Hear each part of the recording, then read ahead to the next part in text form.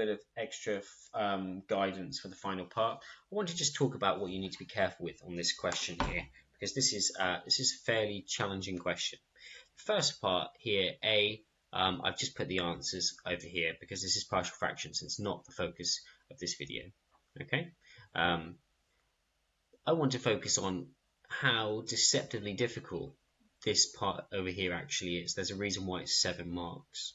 So if I write out the fraction there now as 2 plus, and b was, well, minus 1, okay, b plus minus 1 over x minus 1, plus 4 over x plus 2. Should be quite comfortable with the idea that the first thing I'm going to do is I'm going to bring these denominators up by using powers. So I'm going to say 2, let's just put a minus, 2 minus 1, well, we don't really need the 1, so let's just put x minus 1 to the power of minus 1, and then here let's put 4x plus 2 to the power of minus 1. So the 2 we can sort of, well, we're sort of fine with that. We can just sort of leave that and deal with the negative with the bracket over here. This looks pretty familiar. So what's something that people need to be careful of on here? Well, the problem is that bracket is the same as minus 1 plus x. That's exactly the same statement. And you're not allowed to use minus 1, are you? Okay, we need to actually use 1. So you would have to factorize out the negative here, which is what makes this a confusing example and something that you would easily miss. So the negative needs to go outside here, which would make the bracket like this. Minus 1 I've taken out. Minus 1 in the denominator is just minus 1, so that doesn't actually make a difference. I mean, I could sort of do minus 1, blah, blah, blah, blah, but actually that all just simplifies to this, okay? And that's still with the 2 and the double negative there. So you need to be quite careful about that. Actually working forward now, it's not too bad when it's in this form, okay? It's really not too bad. But that negative, factorizing that negative out is a very easy step to miss. And often there's one where you have to factorize and the other part is nicer, but here the other part is not nicer at all. It also requires factorizing.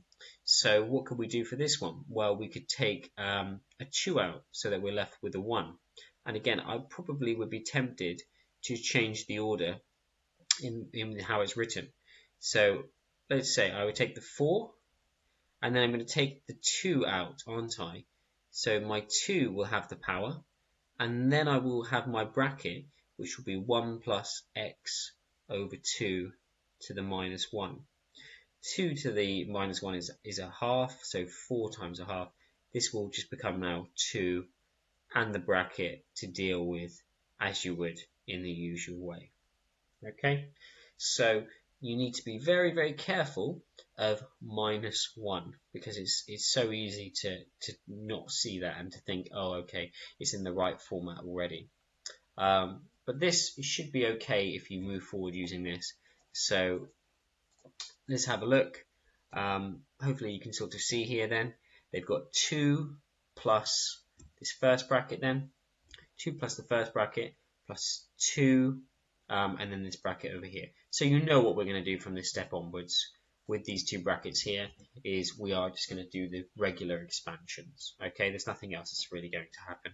So I'll leave the rest of the solution visible there to you. Okay.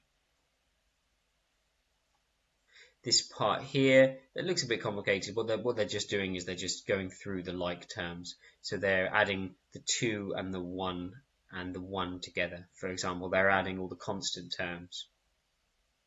Okay, and then by the look of it, they're dealing with the x terms and so on and so forth. So watch out for minus 1 in this final example.